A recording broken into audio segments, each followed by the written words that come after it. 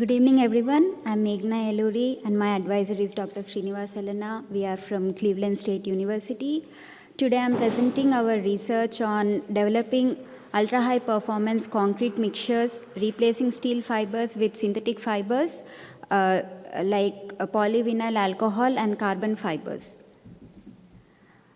As we all know that ultra-high performance concrete or UHPC is known for its exceptional strength and durability. Traditionally, steel fibers are incorporated in UHPC to enhance its tensile and flexural performance. But these steel fibers are expensive.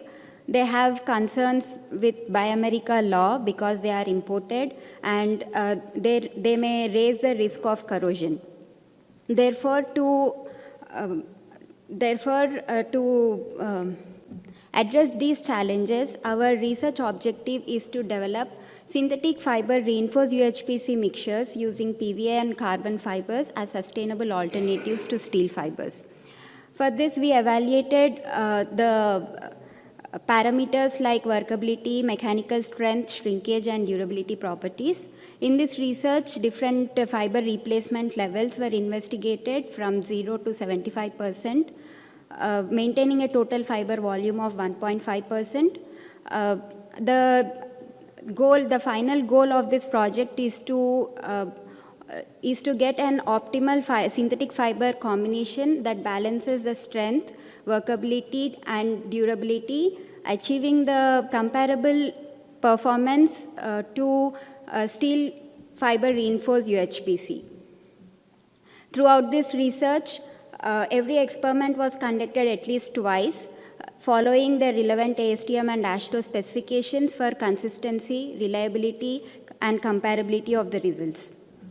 So to begin with, we initially developed a control UHPC with 100% steel fibers using locally available materials. Based on this control mixture, synthetic fiber reinforced UHPC was developed at different replacement levels using either PVA or carbon fibers. Each mixture was tested for their workability using flow tests and 7-day compressive strength.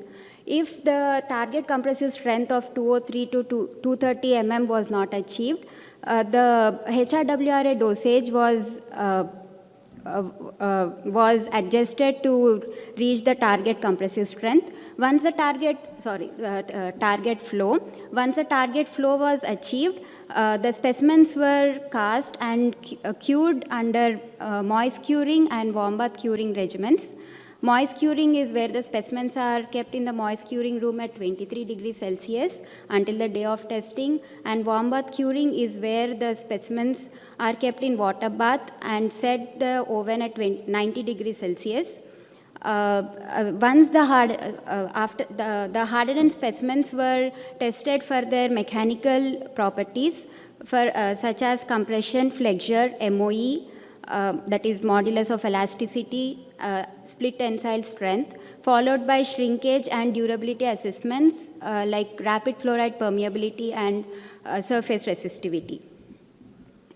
This table here summarizes the 7 UHPC mixtures that we developed. The control UHPC has 100% steel fibers, whereas the modified synthetic fiber UHPC has a portion of steel fibers replaced with their respective replacement levels. For example, PVA 33% have 33% steel fiber replaced with PVA fibers, or carbon 50% mixture has 50% steel fibers replaced with 50% carbon fibers, and so on. Coming to the flow values, from this graph we can see that as replacement levels increased, the flow reduced, therefore the HRWRA dosage has to be increased. At the maximum replacement level, that is 75%, the PVA fiber mixtures required at least 49.5 liters per meter cube of HRWRA, and whereas the carbon fiber mixtures even needed much more HRWRA dosage at around 80 or 79 liter per meter cube. Coming to the compressive strength of 50 cubes, there was a consistent trend that was observed throughout all the mixtures. The steel fiber reinforced UHPC had greater compressive strengths when compared to carbon fiber reinforced mixture, and then followed by PVA fiber mixtures. This relationship was consistent throughout all the mixtures regardless of replacement level or testing age, giving importance to the type of fiber we used in these mixtures. In PVA fiber mixtures, at 33% replacement levels, all the replacement level, the target compressive strength of 120 MPa for UHPC was achieved at 28 days in moist curing, whereas at 50% replacement level, we were not able to get that target compressive strength in moist curing, but we were able to achieve in warm bath. At 75 replacement level, the target compressive strength of 120 MPa was not achieved even at 56 days in both the curing regimens. Coming to carbon fiber mixtures, all the replacement levels had comparable results to the control mixture. At 33% and 50% replacement levels, there was a slight reduction that is less than 5%, and at 75 replacement level, the reduction was less than 10%. The similar trend was also observed in modulus of elasticity values. The highest modulus of elasticity was achieved by control, and at 33 replacement levels, all the PVA and the carbon fiber mixtures were able to maintain 95% of its control stiffness. The PVA mixture showed the least stiffness reduction due to its polymeric flexibility, and carbon fiber mixtures had better stiffness retention due to its higher modulus. Coming to the split tensile strength, the maximum split tensile strength, the control UHPC mixture achieved 10 megapascals of split tensile strength, and this strength was increased at 33% replacement level in both the modified UHPC mixtures, and at 50% replacement level, this strength decreased by less than 5% in both the when both the fibers were used, and there was a greater drop in this strength at 75% replacement levels. These are the load deflection curves for PVA fiber reinforced UHPC and carbon fiber reinforced UHPC. From these, the flexural properties like MOR, that is first peak or the modulus of rupture, the peak strength, residual flexural strength, toughness, and equivalent flexural strength at L by 150 and L by 600 deflections were calculated. Coming to the first peak strength or modulus of rupture or MOR, in moist curing at 28 days, the control UHPC mixture had the greater MOR compared to the PVA or the carbon fibers. As replacement levels increased, the MOR decreased by different percentages, but the carbon fiber UHPC mixture showed the comparable results to the control. There was a huge increase in these MOR values in PVA fiber mixtures when it was cured under WB curing regimens. The increase was in the range of 15 to 43.3%, whereas in carbon fiber UHPC mixtures, the MOR values decreased from 1.8% to 11.8%. The similar trend was observed in peak strength values. Coming to the toughness properties, at L by 150 deflection, the control UHPC mixture had achieved 45 to 50 joules at all the days in both the curing regimens. The PVA 33% mixture all the PVA mixtures achieved the or matched the toughness values for the control, whereas when it is cured under WB curing regimen, the toughness value of PVA 33% increased by 20%. In contrast, fiber reinforced UHPC had significant reductions that was ranging from 30 to 50% due to its weak bonding and low elongation. Even in residual fractal strengths, we can see that warm bath curing helped increase the residual fractal strength irrespective of curing age, curing regimen, curing age, or deflection levels. Particularly for PVA fibers, for PVA fiber mixtures. Again, the carbon fiber mixtures had strength reductions from 30 to 50%. The highest equivalent fractal strength was achieved by control UHPC mixture at 28 days. That is around 81.2%. And the equivalent fractal strengths for modified UHPC mixtures ranged from 55 to 75%. These are the drying shrinkage measurements. The drying shrinkage was measured up to 91 days, adopting a MC dry curing regimen. That means initially these specimens, after demolding, after the initial measurement, these specimens were kept in a moist curing room until 3 days, and then they were left in the lab conditions until 91 days because it replicated the field condition. So this curing regimen was incorporated, and drying shrinkage measurements were taken every alternate day. Along with drying shrinkage, cracking potential index was also calculated. Here we can see that the lowest drying shrinkage was achieved by PVA 33% mixture, that is 664 microns. As replacement level increased, the drying shrinkage increased, but it is still under the value of control mixture. The carbon fiber reinforced UHPC mixtures had greater drying shrinkage when compared to control. The similar trend was seen in cracking potential index. RCPT, that is rapid chloride permeability, and surface resistivity were also investigated. All the PVA mixtures fell under the classification of very low in both the for both RCPT and surface resistivity, while the control and carbon fibers fell under the classification of low for RCPT, while for SRT these fibers fell under the classification of very low. This was because that these fibers are electrically conductive.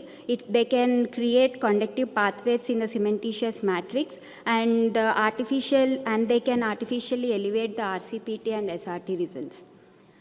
Sorptivity was also investigated, and they had the similar trend to drying shrinkage and permeability, chloride ion permeability results. The lowest, again, the PVA 33% mixture had the lowest sorptivity, and we can see that all the mixtures containing PVA fibers had had less sorptivity than the control UHPC, while carbon fiber UHPC mixtures had greater sorptivity values. So in conclusion, even if the PVA fiber mixtures had lesser compressive strength, the carbon fiber, they have good properties like flexural, drying shrinkage, and durability properties. Carbon fiber mixtures had comparable results to the control. Therefore, this research can demonstrate that PVA and carbon fibers can be sustainable alternatives to steel fibers, highlighting their long-term sustainability potential. Thank you.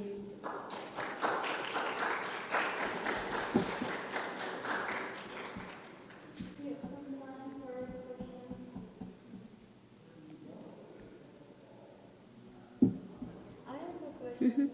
So, as I can see, most of the specimens are small scale samples. Yeah, they are all small I scale. was curious if there are any future work on So we mostly work on material characterization rather than structural large-scale testing. So these are the good standard specimens or standard. We just follow the STM for that material. Yeah, for those testings. Yeah. Thank you.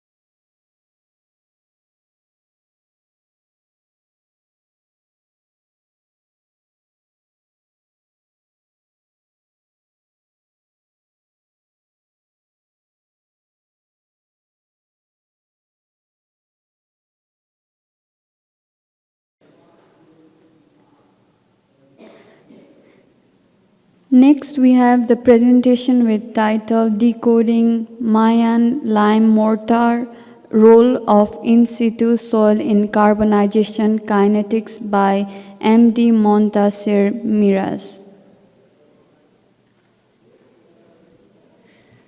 Thank you.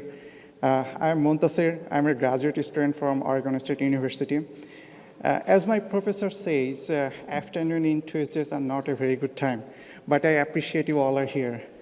So the title of the presentation is Decoding Mayan Lime Mortar, the Role of In Situ Soil in Carbonation Kinetics. But first, I want to acknowledge the authors of this study, Dr. Pavonakula, Francisco Javier, and Professor Burkanishko. So basically, in this presentation, we are assessing the carbonate-rich soil in the carbonation kinetics of the lime-based mortars.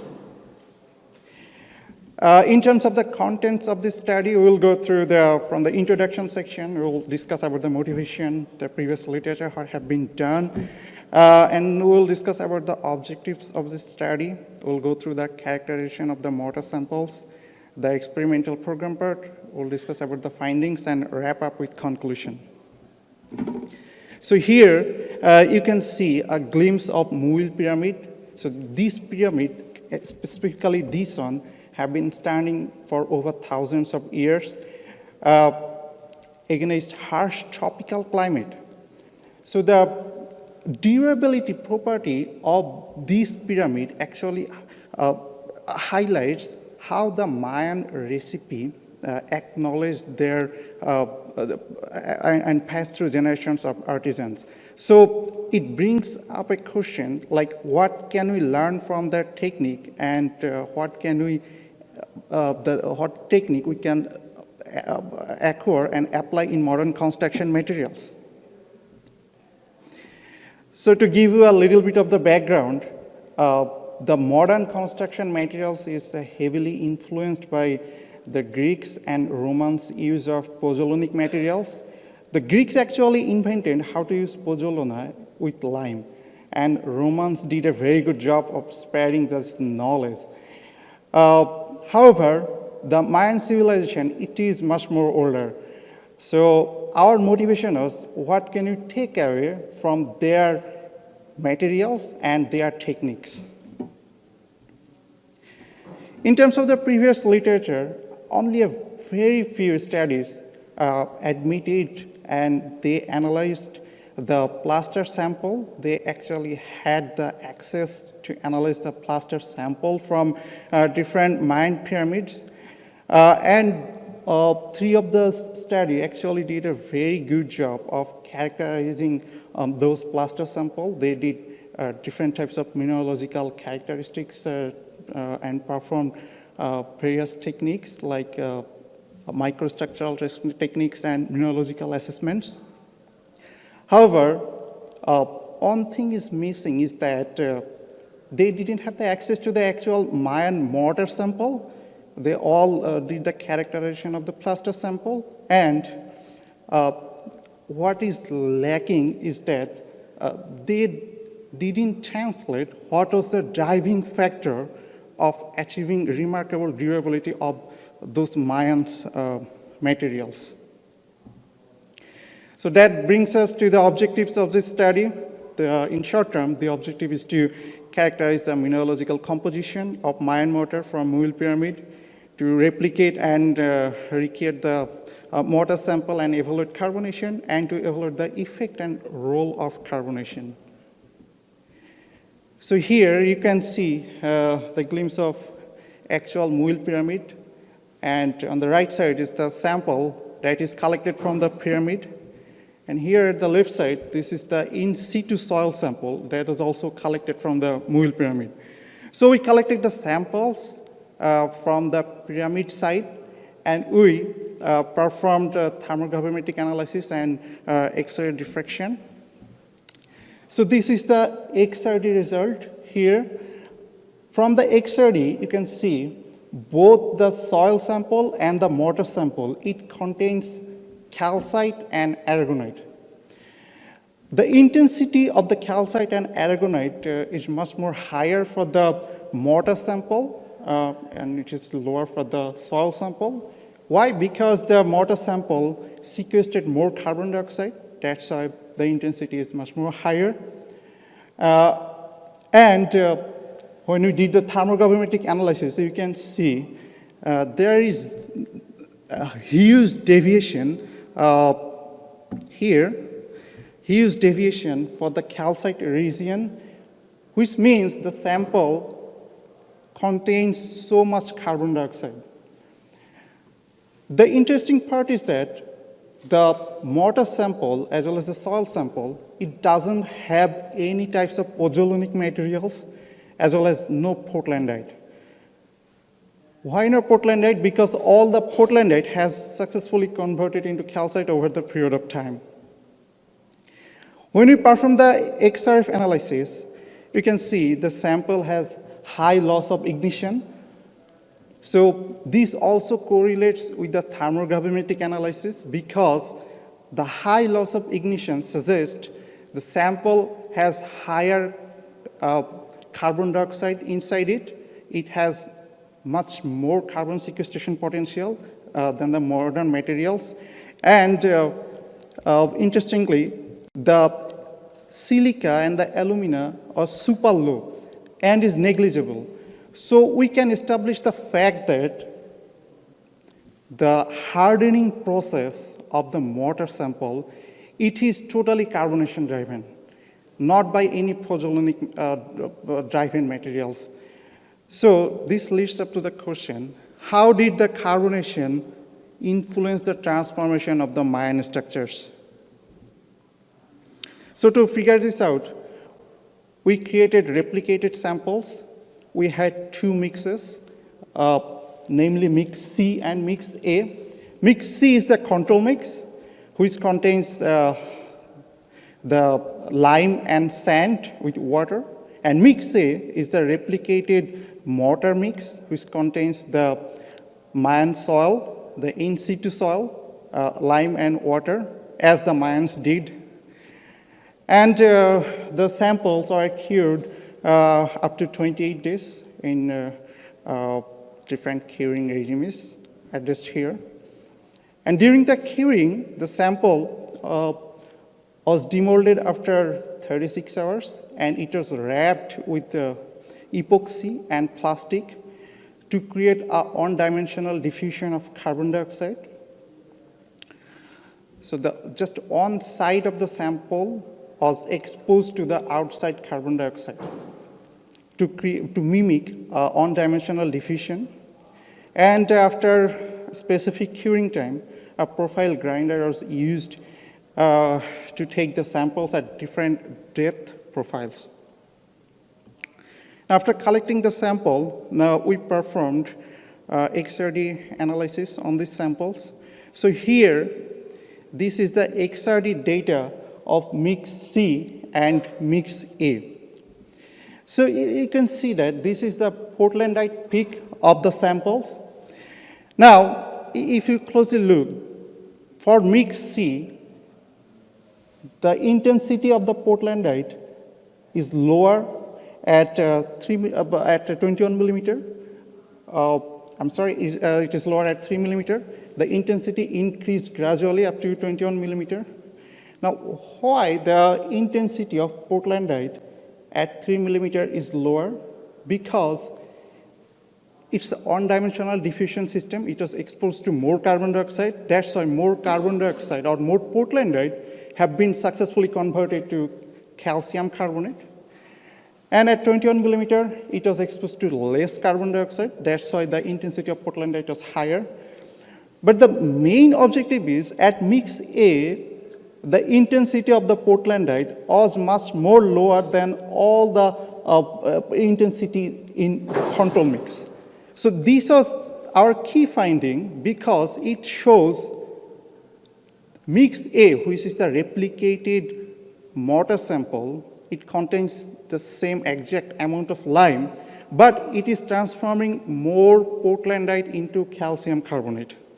So we wanted to quantify how much Portlandite have been converted to calcium carbonate.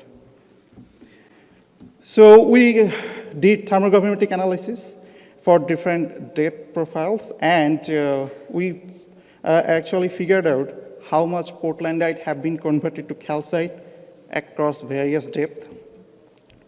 So this graph represents the depth, and the y-axis represents the Portlandite. So you can see the mix C, which is the control mix, it contains more Portlandite, and the amount of Portlandite is consistent. But for mix A, it contains less Portlandite. So what does it represent? It represents the mix A, which is the replicated mortar sample, was able to convert more Portlandite into calcium carbonate, which means it was able to capture or sequester more carbon dioxide. And this behavior is also consistent for 28 days for both normal curing and accelerated curing. So we quantified how much Portlandite was converted to calcium carbonate, and for the normal curing as well as the accelerated curing. And from the graph, you can see mix A consistently depicted higher Portlandite compared to mix C consistently depicted higher Portlandite compared to mix A for both normal curing and accelerated curing regimes. So this data represents the replicated mortar sample was able to convert more Portlandite because it sequestered more carbon dioxide. And why it was able to convert more Portlandite? It is due to the effect of nucleation. So the Aragonite and calcite present in the soil sample that actually acted as a nucleation site to enhance the carbonation of the sample. And this nucleation effect drive in the carbonation and it faster the sequestration of the carbon dioxide. So we actually had similar trend for the compressive strength also. We can see for mix C, the compressive strength was consistently lower compared to mix A. Why this happened? Because mix A had higher carbonation and it converted more Portlandite to calcium carbonate. That's why the compressive strength was also higher in the mix A compared to mix C. So this brings us to the conclusion of the study. So we can establish the fact that the Mayan sample and the Mayan mortar sample specifically, there's no evidence of pozzolanic activity was found. Rather, the hardening process of the mortar was carbonation driven. The mineralogical evidence also shows that the Mayan soil acted as a nucleation site. The calcite and aragonite present in the soil acted as a nucleation site to accelerate the carbonation. And after 28 days of accelerated carbonation, the Portlandite content in mix A was up to 90% lower compared to the control sample. The mix A consistently showed lower Portlandite content and higher compressive strength. The mix A is the replicated mortar sample. And this results demonstrates that the lime-based mortars can be significantly improved by optimizing the carbonation kinetics with polymorphs. So this brings up to the next step of this study. As we all know, the low-carbon concrete code is already out, and it is using the crushed calcium carbonate or the limestone powder, and it's a kind of calcite. So on the next step, we are planning to use this nucleation drive-in carbonation into our modern construction materials. So this is the reference of the study, and thank you, everyone. I'm happy to take questions.